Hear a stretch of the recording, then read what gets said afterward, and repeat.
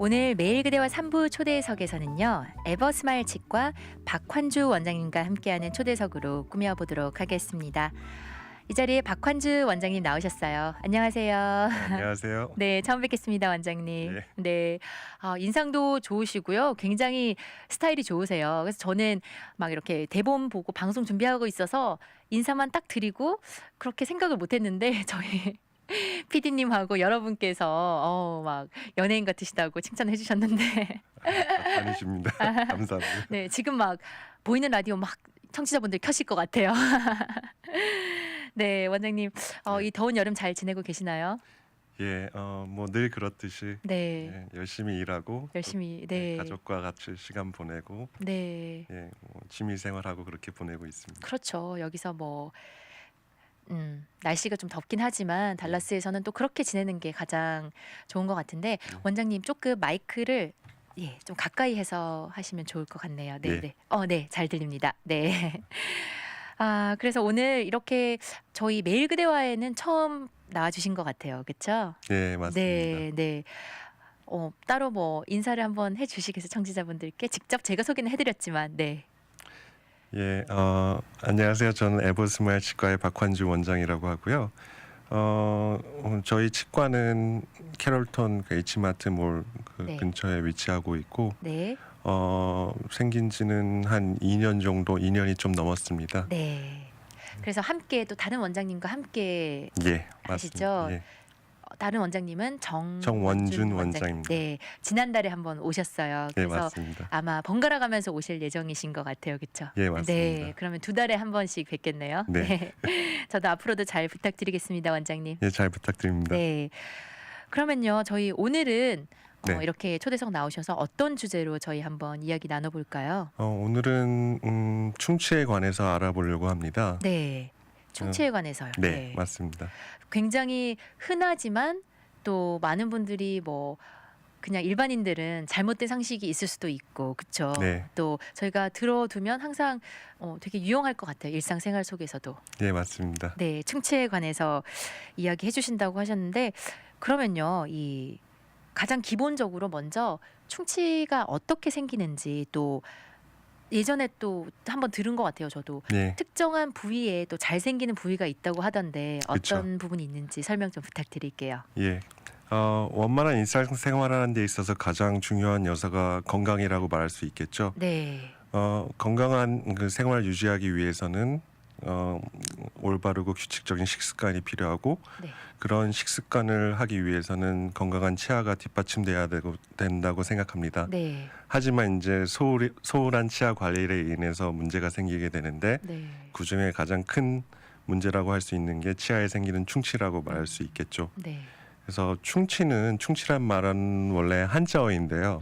치아에 벌레가 먹었다는 그런 뜻인데 네, 그 치아의 벌레, 즉 세균이 치아에 발생되는 그런 질환이라고 할 수 있겠습니다. 네, 그래서 우리 구강 내에는 한 600에서 700종의 세균이 살고 있는데 와, 모든 그런 세균들이 충치를 일으키는 것은 아니고요. 네, 그 중에서 대표적으로 충치를 일으키는 주 원인균은 뮤탄스균, 스트랩토코커스 뮤탄스라고 하는데 이런 네. 뮤탄스균에 의해서 발생합니다. 음, 그런데 이 뮤탄스균이 음식물 속에 당분과 결합하여 그런 글루칸이라는 물질을 만들게 되고 네, 이 글루칸이 치아의 표면에 붙게 되면서 치태 혹은 플라그를 형성하게 됩니다. 네, 이런 플라그가 치아 표면을 덮게 되면 그 뮤탄스균이 이곳에서 활발하게 번식을 하게 되고 네, 이런 음식물을 먹다가 입속에 남아있는 설탕이나 전분 등이 이런 뮤탄스균에 의해서 분해가 되면서 애시드, 그 산을 방출하게 되는데 네, 이런 산의 방출에 의해서 치아가 녹는 현상, 이런 현상을 바로 충치가 생긴다고 말할 수 있겠습니다. 네. 그래서 뭐 600에서 700여 개 세균이 있지만 예. 그 중에서 충치를 일으키는 세균은 몇 가지가 있다. 예, 그 대표적인 것 중에 하나가 뮤탄스균이라고 말할 수 있겠습니다. 뮤탄스균이고 예. 또 이 뮤탄스균이 뭐 전분이나 우리가 단 음식을 먹었을 때 예. 그것과 만나서 예, 충치를 일으킨다고. 네. 맞습니다. 그렇게 원인을 설명해 주셨는데요. 그러면 정말 우리가 항상 이 단 음식 이런 당분에 전분 이런 데에 노출이 돼 있잖아요. 안 네. 먹고 살 수가 없잖아요. 그렇죠? 맞습니다. 아, 그런데 또 이 어떤 부위에 특히 그러면 잘 생기나요? 예, 그 충치가 잘 생기는 부위는 간략하게 한 세 가지 부위로 말씀드릴 수 있는데 네. 첫 번째로는 그 어금니 씹는 면입니다. 네. 그 어금니의 그 씹는 표면을 보면 살펴보시면 이렇게 깊은 주름 그런 골들이 가 있는 맞아요. 주름이 져 네. 있는 걸 볼 수 있는데 그런 60% 이상의 충치가 어금니 씹는 면에서 일어나게 되죠. 아, 전체 충치의 60% 이상이? 네, 그렇습니다. 네. 두 번째로는 이와 이 사이라고 말할 수 있는데요. 네. 그런 음식물 찌꺼기가 끼기 쉽기 때문에 그만큼 닦아내기도 어렵고요. 네. 그래서 이와 이 사이에 충치가 또 많이 생기게 됩니다. 네. 그리고 또 그리고 세 번째로는 그런 치아와 잇몸 사이의 경계선이라고 볼 수 있는데요. 네. 잘못된 칫솔질로 인해서 잇몸 사이가 파이거나 치아가 파이거나 잇몸 질환 때문에 잇몸이 내려감으로써 그런 치아 부분이 많이 노출되기 때문에 그런 치아 노출된 표면에 치아에 충치가 많이 생기기도 합니다. 아, 네. 그래서 어금니 씹는 부분 그리고 이와 이 사이 치아와 잇몸 사이 경계 부분 이 예, 세 맞습니다. 부분이 충치가 가장 많이 생기는 부분이라고 하셨는데 예. 그러면 이 충치는 칫솔질을 올바르게 잘하고 또 그 플러싱 그 뭐라고 하죠? 치실. 치실질 잘하면 특히 이와 이 사이는 치실질을 잘하면 되지 않나요? 네, 맞습니다. 왜냐하면 칫솔모 자체가 치아와 치아 사이까지 치아 사이의 낀 플라그를 제거하기에는 다소 어려운 부분이 있기 때문에 네. 칫솔질을 하신다고 해서 꼭 충치 예방이 아니고 치실 플러스를 이용해 주셔야지만 네. 충치 예방에 더 도움이 되겠죠. 그렇군요. 네.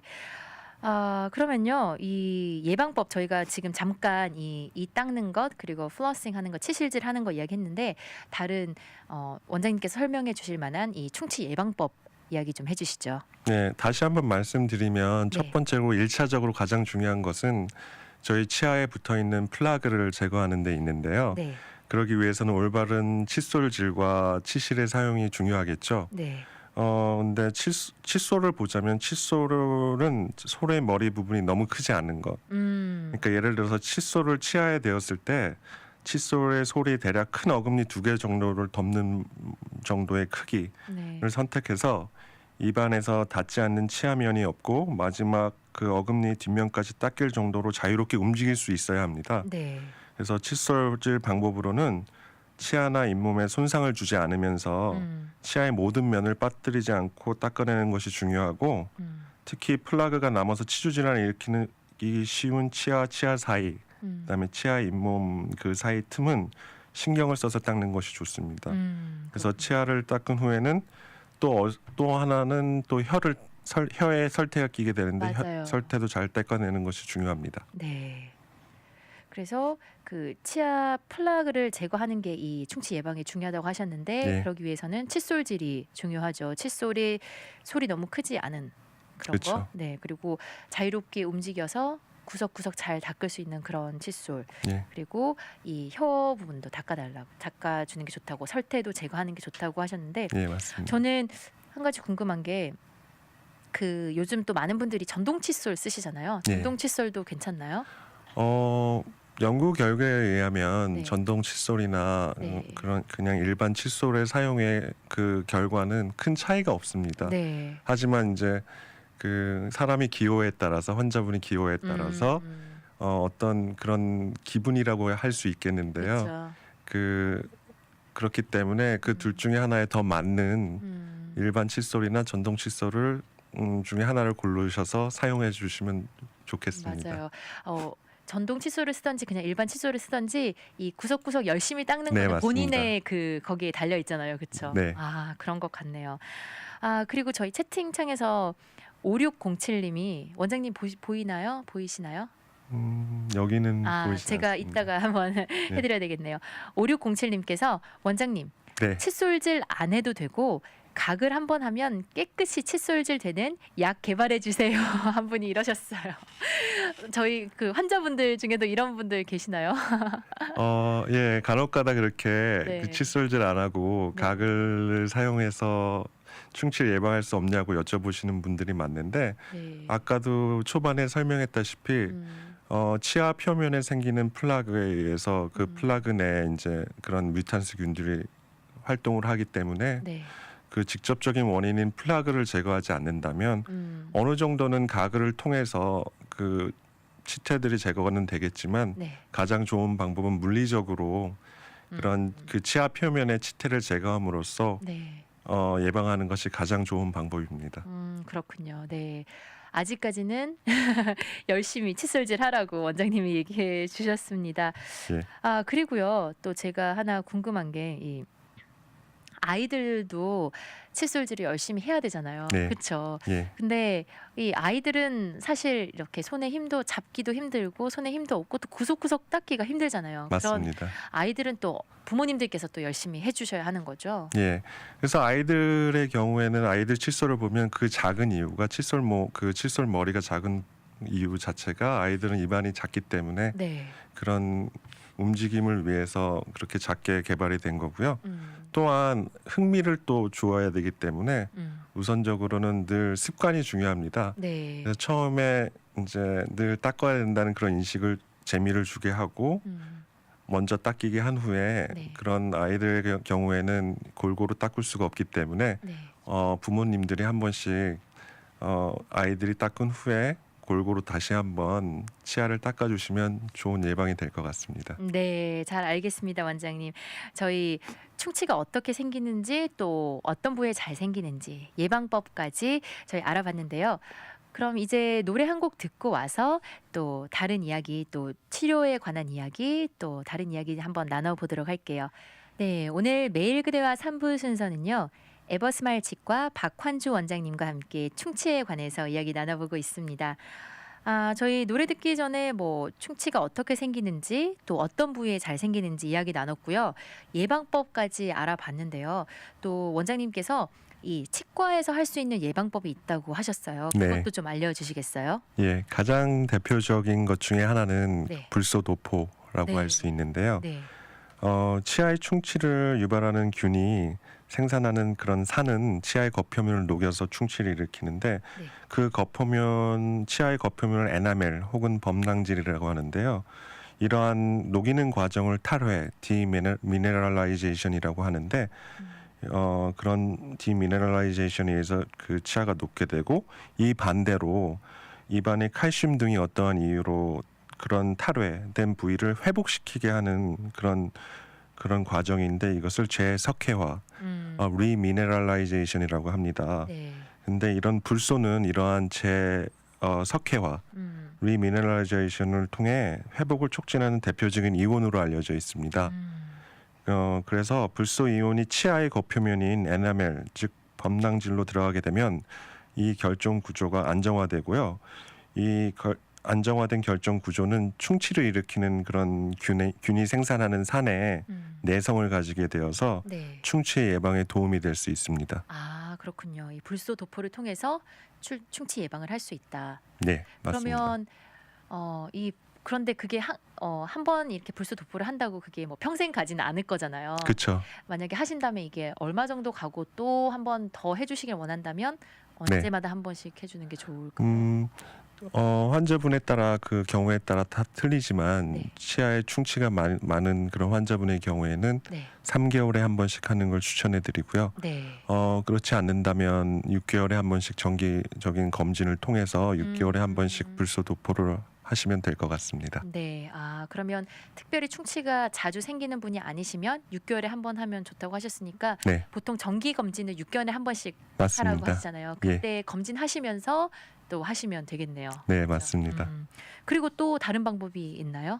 충치 예방 방법? 하지만 불소 도포의 주의 사항이 있는데요. 네. 치과 의사에 의한 정확한 시술이 행해지지 않고 음. 과량의 불소를 삼키게 되면 네. 그런 오심, 구역질이나 속이 울렁거리는 현상이 있을 수 있고요.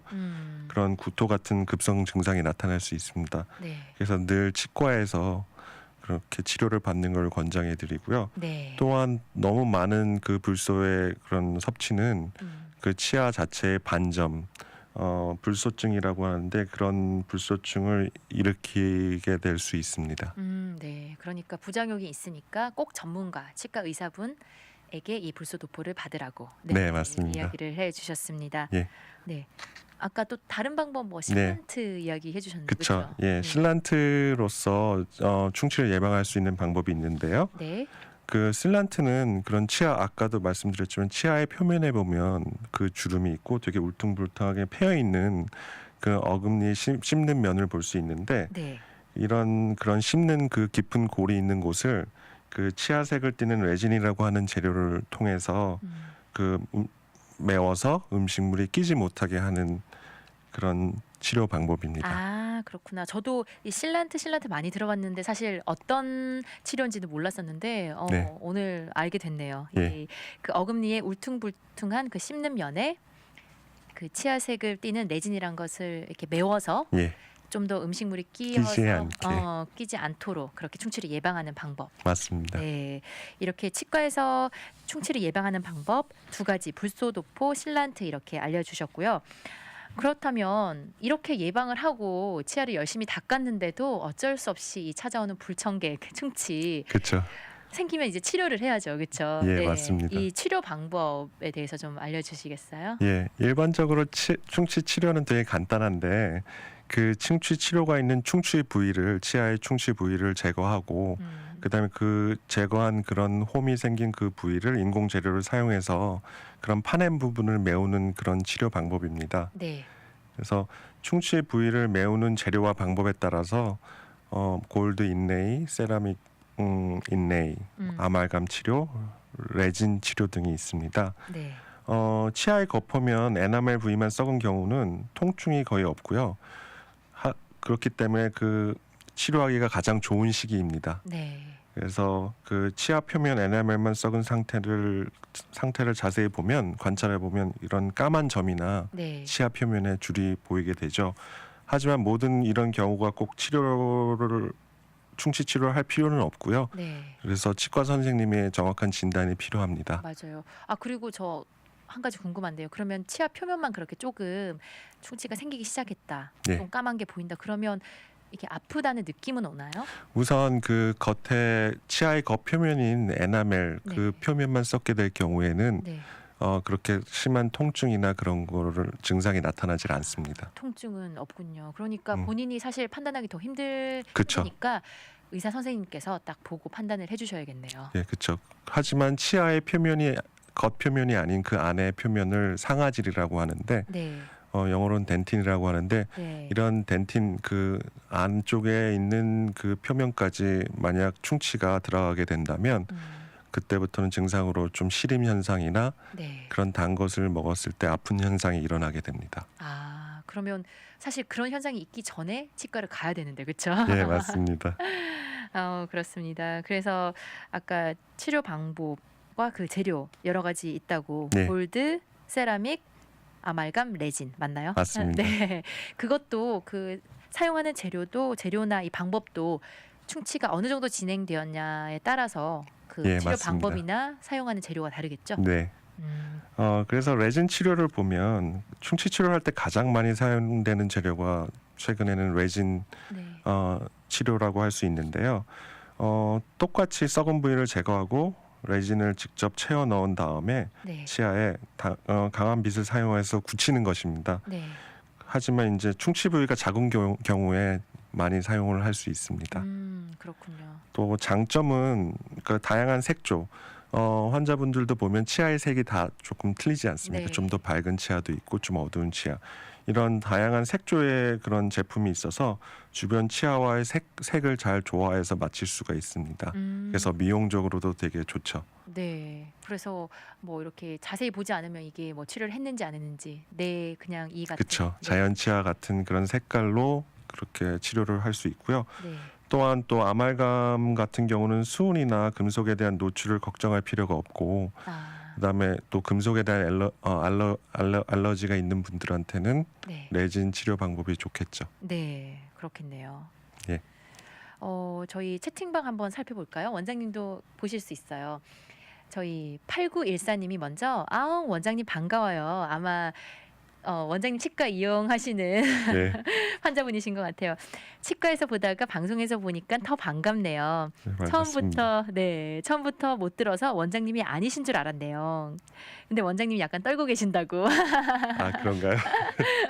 제가 보기에는 별로 아니신 것 같은데. 예. 네, 우리 원장님 화이팅 하셨어요. 어우, 든든하시겠어요. 아, 너무 감사합니다. 근데 원장님은 아직 누구신지 모르신다는 거. 그렇죠.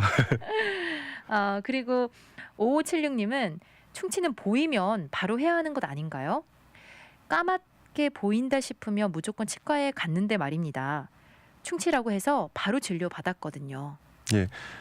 제가 아까 말씀드린 대로 주로 충치가 생긴 치아의 표면을 보면 그 색 자체가 검은색으로 나타나게 되는데요. 네. 하지만 그 충치 자체는 충치 진행이 멈출 수도 있습니다. 또한 그 깊은 주름이나 골 같은 곳에서는 네. 그런 착색, 그 네. 스테인이 착색이 될 수도 있는데 그것도 네. 또한 검은색으로 보이기 때문에 그렇기 때문에 이제 제가 아까 말씀드린 대로 치과 선생님의 정확한 진단이 필요하겠죠.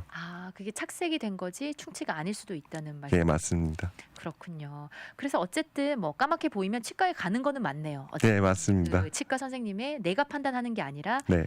의사 선생님의 그 정확한 진단을 받아야 하겠습니다. 네. 네. 그러면요, 원장님, 저희 네. 마지막으로 이 충치를 사실 예방을 하고 또 치료하는 것 중요한데 이 예방 차원에서는 저희 사실 먹는 음식이 가장 중요하잖아요. 그렇죠? 그렇죠. 이 충치를 일으키는 음식들이 또 어떤 게 있는지, 또 아니면 반대로 치아를 건강하게 하는 음식들이 어떤 게 있는지 소개 좀 해주시죠. 네, 가장 청취자 여러분들이 궁금해하실 것 같은데요. 네. 치아 건강, 충치를 일으킬 수 있는 그런 나쁜 그런 음식에 대해서 말씀드리자면 네. 첫 번째로는 그런 끈적이는 식품들. 그 끈적이면서 단맛을 내는 음식은 입안에 오래 남아 잘 닦이지 않아 충치를 유발하기 쉽습니다. 젤리 예, 같은 거. 흔히 말하는 캐러멜, 젤리, 네. 초콜릿, 떡 같은 그런 음식을 먹은 후에는 떡도. 예, 반드시 양치를 하는 것이 좋습니다. 네.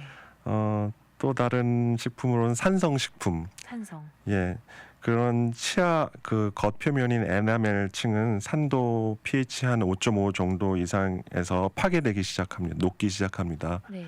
그래서 이런 레몬, 콜라 같은 그런 산성 음식을 먹은 뒤에는 치아에 손상이 되기 때문에 네.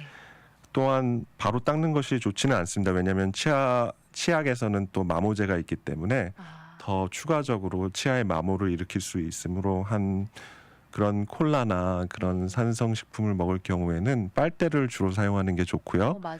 그다음에 한 칫솔질을 하려면 한 30분 이후에 하는 것이 좋습니다. 30분 이후에. 예. 그리고 원장님 그 커피도 조금 산성 아닌가요? 아니면 그냥 그 블랙 커피? 주로 보면 커피 자체가 나쁘다기보다는 네. 커피에 네. 그런 프림이라던가 설탕을 많이 타서 드시기 때문에 또한 당분이기 때문에 네.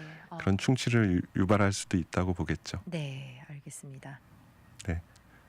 그렇게 끈적이는 음식 말씀해 주는데 더 있으신가요? 아니면 저희 또- 좋은 음식 넘어갈까요? 또 하나는 술이 있습니다. 약간 고민하다가 말씀하신 것 같아요. 왜냐하면 술은 곡류 네. 등을 발효시켜서 만들기 때문에 당분이 함유되어 있습니다. 그래서 이제 많이 마시게 되면 충치가 유발될 수 있고요. 네.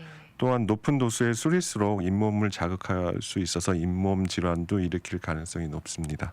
그렇군요. 이 술도 치아에 좋지 않다는 거는 저는 처음 들었네요. 오늘. 예. 네. 슬퍼하시는 분들 많으실 것 같아요. 예.